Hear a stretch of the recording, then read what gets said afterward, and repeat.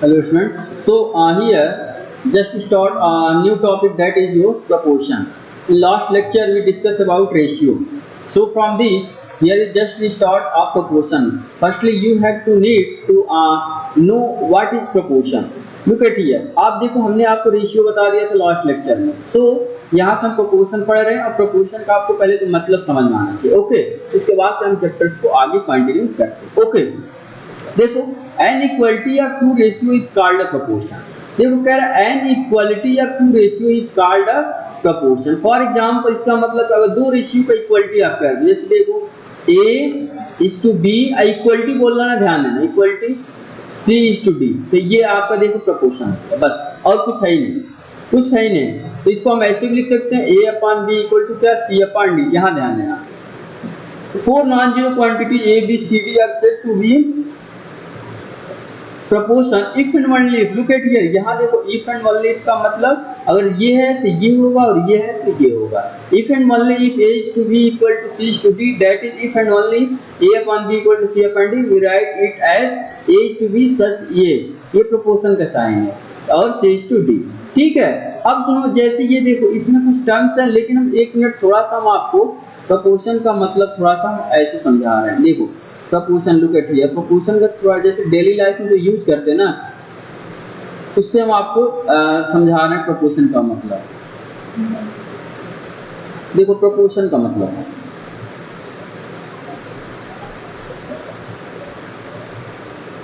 देखो proportion spelling सही से चेक कर लेना. प्रोपोर्शन PROPORTION, PROPORTION, POR सही. जस्ट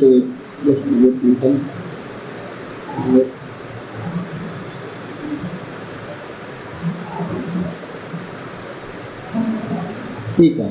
अब सुनो प्रोपोर्शन, एक मिनट, हाँ प्रोपोर्शन थोड़ी नहीं है, TION. सुनो प्रोपोर्शन का मतलब जैसे हम थोड़ा सा आपको ऐसे डेली लाइफ में जो यूज करते हैं उससे, जैसे ये देखो, जैसे बाबू सपोज करो देखो आप घर में, देखो ये बताओ घर में रहते हो कि नहीं रहते, पहले ये खाना बनाते हो, बनाते ना, ठीक है. अब ये बताओ अगर जब खाना बनाते हो तो ये बताओ कभी आपने, यदि नहीं भी बनाते हो तो आपने अपने घर में जो कुकिंग वाला जो रूम होता है उसमें देखा होगा क्या, जैसे किचन वाला, जैसे कि आपकी मम्मी जो है क्या चावल बनाती है, कभी चावल देखा होगा. ठीक है, चावल कैसे बनते हैं ये भी ध्यान है.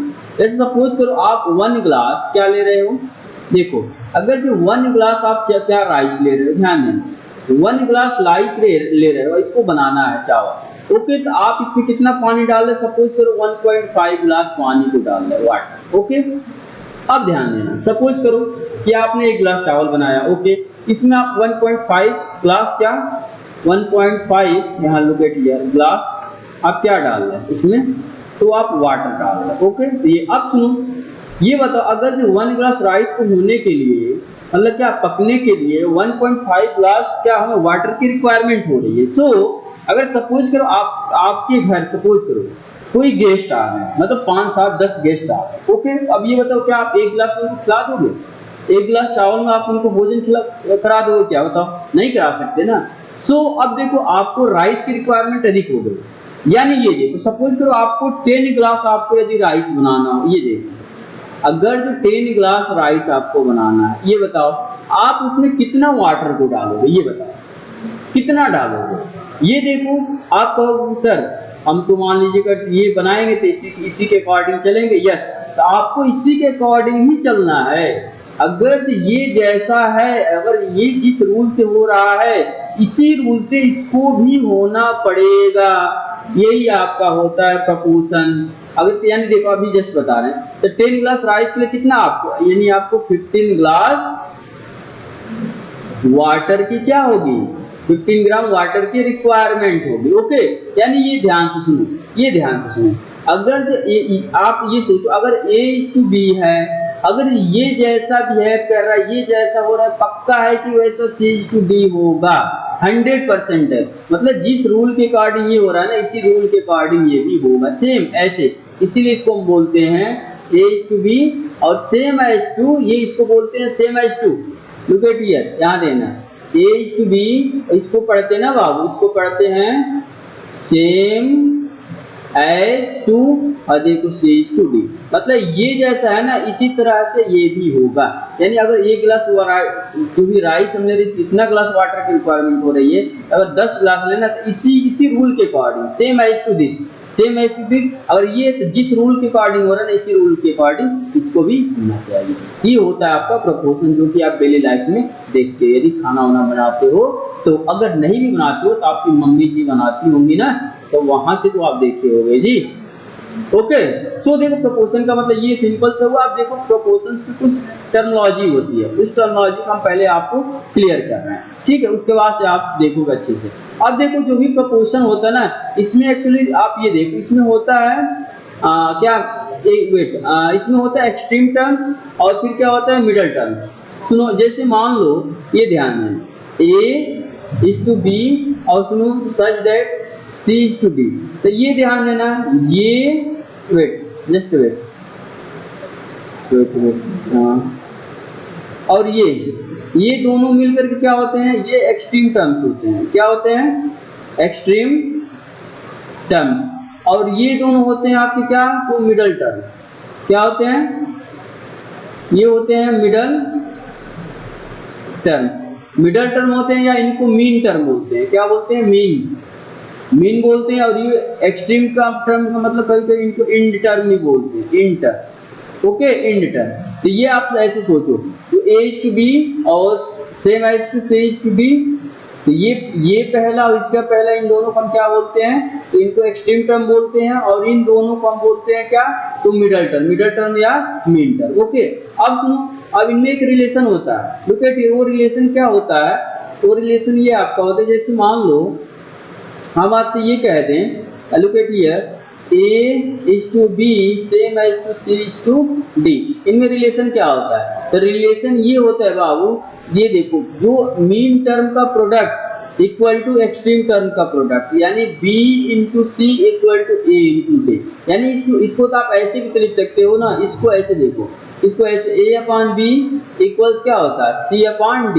आप इसको क्रॉस मल्टीप्लाई करोगे, then this can be written as BC equal to what, AB। और देखो यही हमने लिखा है ना, यही लिखा है। यानी आप ऐसे भी लिख सकते हो, आप ऐसे लिख सकते हो, प्रोडक्ट ऑफ मीन टर्म्स का मतलब क्या, मिडल टर्म। क्या, तो मिडल टर्म्स इक्वल टू क्या हो जाएगा, प्रोडक्ट ऑफ क्या, एक्सट्रीम टर्म्स। क्या, एक्सट्रीम टर्म्स। और एक्सट्रीम टर्म्स को भी हम इंड टर्म में बोलते हैं। यानी ये आप एक मेन फार्मूला है, क्या, product of mean terms equal to product of extreme terms, बस खत्म। ठीक है, जैसे मान लो आप ये कह देते, जैसे मान लो इसी से क्वेश्चन हम आपसे अराइज कर देते, जैसे मान ये कहते हैं 2:x सेम एज टू 5:, जैसे मान लो आप ये क्या कहते हैं, जैसे मान लो 10 कहते हैं। ओके, हम कह रहे हैं x की वैल्यू बताओ। x की वैल्यू तो हमने क्या कहा, दो ये मीन टर्म का प्रोडक्ट इक्वल टू दो एक्सट्रीम टर्म का प्रोडक्ट, यानी x इंटू 5 इक्वल टू कितना हो जाता है, 2 इंटू 10। यानी ये देखो 5x इक्वल टू कितना हो जाता है, 20। तो यहाँ से x की इक्वल टू कितना होता है, 20/5, दिस इक्वल्स 4। यानी x की वैल्यू क्या आ रहा है, तो 4। यही आपका आंसर होगा। समझ में आ रहा है? यानी आप इसको देखो, हमने आपसे इसमें टर्म्स मेन, इसमें देखो जानना बस मेन था कि मीन टर्म्स क्या होते हैं, एक्सट्रीम टर्म्स क्या होते हैं, इंड टर्म क्या होते हैं, मिडल टर्म क्या होते हैं। ठीक है, मिडल टर्म और mean term both are same thing, and extreme terms और end terms are both are same thing. तो ये आप इसको आप अच्छे से जान रहे हो। देखो ये कह रहा है, the quantity ABCD are called the terms of the proportion ABCD are the, देखो ये A जो होता है फर्स्ट टर्म होता है, B जो होता है second term, C third term और D जो fourth term. Are the respectively first and fourth term are called the extreme term, अभी जस्ट हमने आपको बताया, and second and third term are called mean और मिडल टर्म, जो कि हम अभी हमने जस्ट आपको बताया। देखिए ये सब लिखा है वही से, अभी जस्ट हमने बताया। देखो product of extreme terms equal to product of middle term, just बताया। ओके, अब देखो इसमें ये करा, if the four quantity are proportion then the product of extreme term equal to product of middle term, this is called a cross product rule. ठीक है, इसी rule से हो रहा है। देखो फोर्थ प्रोपोर्शनल क्या होता है, if ABC and D are proportion, then D is called the fourth proportion. अगर मान लो 4 आ गया उस केस में क्या होगा, डी आर का फोर्थ। अब देखो कंटिन्यूड प्रोपोर्शन, अब वेरी इंटरेस्टिंग थिंग, इसमें कंटिन्यूड प्रोपोर्शन होता क्या है, the non zero quantity of the same kind this are said to be in continued proportion if and only a upon b equal to b upon c equal to c upon d equal to e, d upon e equal to e upon f and so on। मतलब अगर इस type का होता है ना, अगर हम ऐसे लिख पाते हैं, ऐसे ए बी सी डी, ऐसे ए अपॉन बी, मतलब इसका जो एंटी, देखो इसका इसको बोलते हैं एंटीसीडेंट, इसको बोलते हैं कॉन्सिक्वेंट। इसका जो कॉन्सिक्वेंट है वो इसका एंटीसीडेंट बन जाए, इसका कॉन्सिक्वेंट इसका एंटीसीडेंट, इसका कॉन्सिक्वेंट इसका एंटीसीडेंट, इस टाइप से जो भी आए ना, इस टाइप को बोलो क्या, continued proportion. In particular, three non-zero quantity of same kind ABC are said to be in continued proportion if and only if the ratio A to B is equal to the ratio B is to 3। जैसे आप इसका 3 हो तो A is to B equal to B is to C, या A upon B equal to B upon C। ठीक है, for example 4 8 are in continued proportion since 2 upon 4 equal to 4 upon 8। अगर ऐसा रेशियो सारे इक्वल आ रहे हैं, मतलब 2 upon 4 को सॉल्व करो कितना आएगा 1 upon 2, और 4 upon 8 को सॉल्व करो कितना आएगा 1 upon 2। तो अब देखो ये किस फॉर्म के है, ये आपके दोनों इक्वल हो गए ना, अगर दोनों इक्वल हो गए तो कौन से होते हैं, कंटिन्यूड प्रोपोर्शन होते हैं। ओके, अब देखो इसका होता है फर्स्ट प्रोपोर्शनल। फर्स्ट प्रोपोर्शनल क्या होता है, if A B C are in continued proportion then A is called first proportion. अगर कंटिन्यूड प्रोपोर्शन, मान लो कंटिन्यूड प्रोपोर्शन का मतलब समझ पा रहे हैं ना, अगर मान लो ए बी सी आपको 3 नंबर दिए हैं, अगर a upon b equal to b upon c, दोनों इक्वल हो गया तो समझो कंटिन्यूड प्रोपोर्शन में है। अगर कंटिन्यूड प्रोपोर्शन में है तो फर्स्ट वाला जो टर्म होता है ना बाबू a, वो आपका होता है फर्स्ट प्रोपोर्शन। अगर जो थर्ड वाला टर्म होता है, थर्ड प्रोपोर्शन क्या होता है, जो देखो a b c are in continued proportion then c is called, अगर ये कंटिन्यूड प्रोपोर्शन है जो लास्ट वाला होता है ना, इसको हम बोलते हैं third proportional. Okay, mean proportional का मतलब जो बीच का होता है, if a b c are in continued proportion then b is called the mean proportional of a and c। Mean proportion को ऐसे जैसे ऐसे सोचो, a upon b equal to क्या, b upon c, this can be written इस cross multiply कर तो b square equal to ac, this can be b equal to क्या हो जाएगा, रूट ऑफ ac। वही इसको हम क्या बोलते हैं, तो मीन प्रोपोर्शन बोलते हैं। ठीक है, hence the mean proportion between two number is the positive square root of their product, वही स्क्वायर रूट ये बोलना है। ठीक है, आप इसको ऐसे सोच सकते। अब देखो अभी जस्ट हमने ये क्वेश्चन ही करा दिया था, ये हमें क्या बताना है, if this 6 is to x is equals to 2 is to 13 then find the value। हमने क्या कहा, इन दोनों का प्रोडक्ट इक्वल टू ये, इन दोनों का प्रोडक्ट, देखो वही किया कर सकते हो। कह रहा find the fourth proportional to, ये कह रहा इसका फोर्थ प्रोपोर्शनल ले लो x। ठीक है, और जब फोर्थ प्रोपोर्शनल x हो गया उसके बाद क्या करोगे, 5 upon 4 equal to 25 upon x। देखो उसे यहाँ से x value find the third proportional, इसका थर्ड प्रोपोर्शनल ले लो x, तो क्या 9 upon 15 इक्वल टू क्या 15 upon x। यहाँ से देखो क्या 9x इक्वल टू क्या, देखो 9x इक्वल टू 2 to 5, तो x इक्वल टू आप देखो ये x मल्टीप्लाई, बस हो गया। ये कह रहे if x this are in continued proportion then find x and y। Continued proportion है तो हमने क्या कहा था, कंटिन्यूड अगर ये प्रोपोर्शन है तो इसका सबका रेशियो सेम हो जाएगा, x upon 3 equal to 3 upon 12 equal to क्या 12 अपॉन y। मतलब ये पहले में इसका डिवीजन होता ना, ये सारे आपस में सेम, यहाँ से इसको लोगे तो x की वैल्यू आ जाएगी और इन दोनों को लेकर सॉल्व करोगे तो यहाँ से y की वैल्यू आ जाएगी। ओके, अब देखो find the mean proportion of this.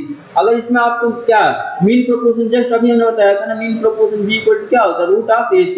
तो b इक्वल टू इसमें देखो रूट में क्या 36.3 इंटू क्या 2.7, इनका प्रोडक्ट कर लो, इसका स्क्वायर रूट निकालो, वही आपका आंसर। ठीक है, तो आप इसको ऐसे क्वेश्चंस को ऐसे आप सॉल्व कर सकते हो। ठीक है, lot of question you can solve it. ये देखो what number must be added to each the number this and this to make them क्या प्रोपोर्शनल। ये कह रहे इसमें हम क्या ऐड करें कि ये प्रोपोर्शनल हो जाए। हम कह रहे let the required number be x। अब देखो अकॉर्डिंग टू, अगर मान लो ये कह रहा है इसमें हम बाबू कौन सा नंबर ऐड करें ताकि ये जो है वो क्या हो जाए, वो प्रोपोर्शनल हो जाए। ओके, अब देखो तो हमने कहा कि लेट इसमें हमने x ऐड किया तो ये सारे आपस में प्रोपोर्शनल हो जा रहे हैं। तो प्रोपोर्शन होने का मतलब क्या, दिस अपॉन दिस, देखो इक्वल दिस अपॉन दिस। यहाँ सॉल्व करिए कि आपका ये क्वाड्रेटिक इक्वेशन बन जाएगा। यहाँ से x की वैल्यू आएगी, जो x की वैल्यू है जो आपने अज्यूम किया है x की कितनी वैल्यू आई, ये आपका आंसर। सेम वैसे सब्ट्रैक्शन में भी वही, आप बस कह लो कि क्या इसमें वही करो what number should be subtract from each number this. So that the remainder may be continued proportion. अभी कह रहे रिमाइंडर क्या होना चाहिए, continued proportion. Let the required number be x, और इसमें सब सब्ट्रैक्ट कर लो, सब सब्ट्रैक्ट कर लो। अब कंटिन्यूड प्रोपोर्शन का मतलब इतना अपन इतना इक्वल टू इतना अपन इतना, यहाँ से एक्स की वैल्यू फाइंड आउट कर लो, बस वो यहाँ से आपका आंसर। ठीक है, अब ये देखो ये कह रहा है this equal to this then prove that A B C are in proportion. अब ये कह रहा है अगर ऐसा है तो आपको प्रूव करना है क्या बाबू कि ए बी सी और डी आर किस में, प्रोपोर्शन में है। तो अगर प्रोपोर्शन में है इसका मतलब पहले तो आप सिंप्लीफाई कर लोगे, इसका मल्टीप्लाई वगैरह करके क्या इसको ए प्लस बी का होल इसका ब्रेक करोगे, जो भी सिंप्लीफाई करोगे तो आपका ये आया तो यहाँ से सॉल्व करोगे ये क्या ए डी इक्वल टू क्या आ जाएगा बी सी। तो this can be written as B को नीचे लाओ और डी को इधर लाओ, यानी A upon B equal to क्या सी अपॉन डी। अगर देखो ये अगर केस आता है इस केस में क्या होता है, ये प्रोपोर्शन हो जाता है ना, देखो यही आया था ना इस केस में ये प्रोपोर्शन। अब ये कह रहा है a plus C equal to 2b और this equal to this, then prove that this A B C D are a proportion. Same वही केस। इस केस में भी आप क्या करोगे, इस केस में देखो एलसीएम लेकर के थोड़ा सा इसको सिंप्लीफाई करोगे इसका यूज कहीं कर लोगे। ठीक है, ये केस आया, यहाँ से आपको ये प्रोपोर्शन दिख जाएगा। ठीक है, तो आप ऐसे इस क्वेश्चंस को सारे आप कर सकते हो। ठीक है, अब देखो ये इंपॉर्टेंट क्वेश्चन ये होता है, if B is the mean proportion between A and C, then prove that this। अब कह रहा है B is the mean proportion of A and C, यानी B जो mean proportion है इसका मतलब ये, लेकिन हमें इससे प्रूव करना है ये। खुद सोचो, अगर ये है तो यानी हमको पावर 4 लाना है, इसका मतलब क्या करोगे, B is the mean proportion A and C, इसका मतलब ये हुआ, या इसका स्क्वायर करेंगे तो क्या B square equal to AC। अब सुनो ये आया, अब ध्यान देना देयरफॉर अब ये एक्चुअली ये इसको ले रहा एलएचएस लेके चलेगा आरएचएस ला देगा। ठीक है, आप इसको सिंप्लीफाई करोगे वैल्यू को यूज कुछ करोगे, यहाँ से जो भी आपकी बी का पावर 4 आ जाएगा। ठीक है, यानी सारे क्वेश्चंस आप वही देखो, मेन हमने कंटिन्यूड प्रोपोर्शन हमें जो समझाना था हमने आपको समझा दिया। ठीक है, सारे उसी पे क्वेश्चंस आपके हैं, आप ये सारे कर सकते हो। ठीक है, अब देखो एबीसीआर ने प्रोपोर्शन देन प्रूव कर रहा है, आप इसको प्रूव करो, prove that this equal to this. अब ये कह रहा है एबीसीडी किसमें प्रोपोर्शन है, प्रोपोर्शन में होने का मतलब ए अपॉन बी इक्वल टू क्या सी अपॉन डी, पक्का इक्वल टू मान लो के ले लिया, तो यहाँ से ए की वैल्यू निकाल लो और यहाँ से सी की वैल्यू निकाल लो। ओके, अब ए और सी की वैल्यू इसमें किसी एलएचएस में पुट कर लो, यहाँ से पुट करो तो ये आया, वैसे ही आरएचएस ले लो, आरएचएस में भी रख लो, ठीक है, आरएचएस में भी रखा तो दोनों की वैल्यू देखो सेम, जब दोनों सेम तो समझो RHS equal RHS answer proof.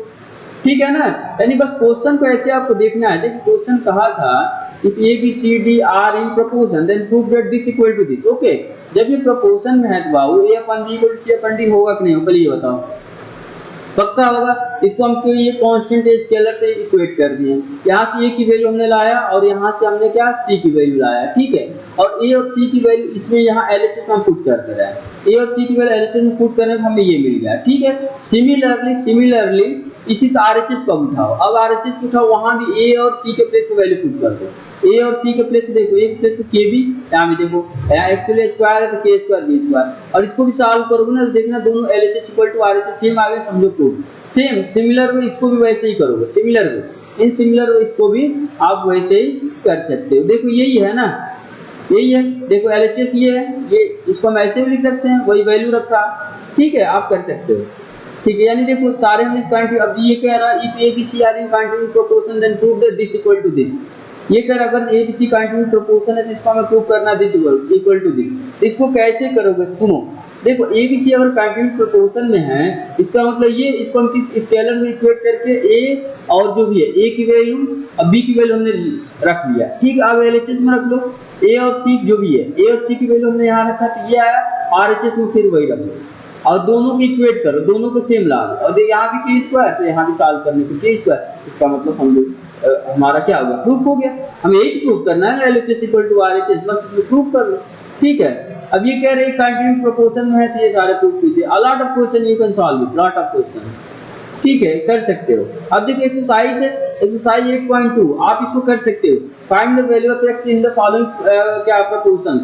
अभी जस्ट हमने बताया ना, जस्ट बताया, इसमें क्या करोगे, इसमें 35 इनटू मतलब क्या, दो मिडल टर्म का प्रोडक्ट इक्वल टू क्या, एंड टर्म्स का प्रोडक्ट या एक्सट्रीम टर्म का प्रोडक्ट। ये देखो 42, यहाँ से x की वैल्यू क्या आ जाएगी, 10 इंटू 42 अपॉन 35, कैंसिल आउट करो, 5 से क्या 7 से 7 5 जा 35 और 7 6 जा एक 7 6 जा 42 और 5 2 जा 10 यानी x इक्वल टू 2 इंटू 6 का मतलब 12 यानी x की वैल्यू आपको क्या आ गया। तो सेम वैसे ही सारे करना है।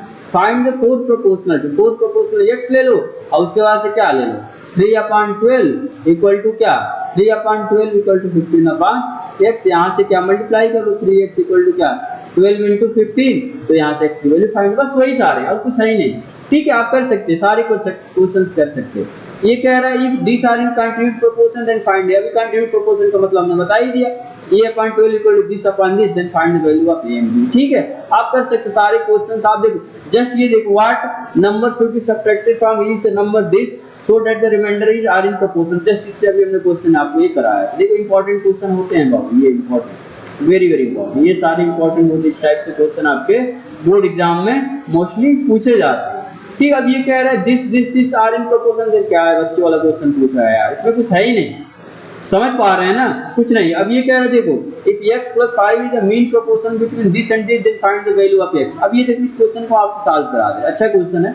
x + 5 कह रहा है mean proportion between x + 2 and x + 9।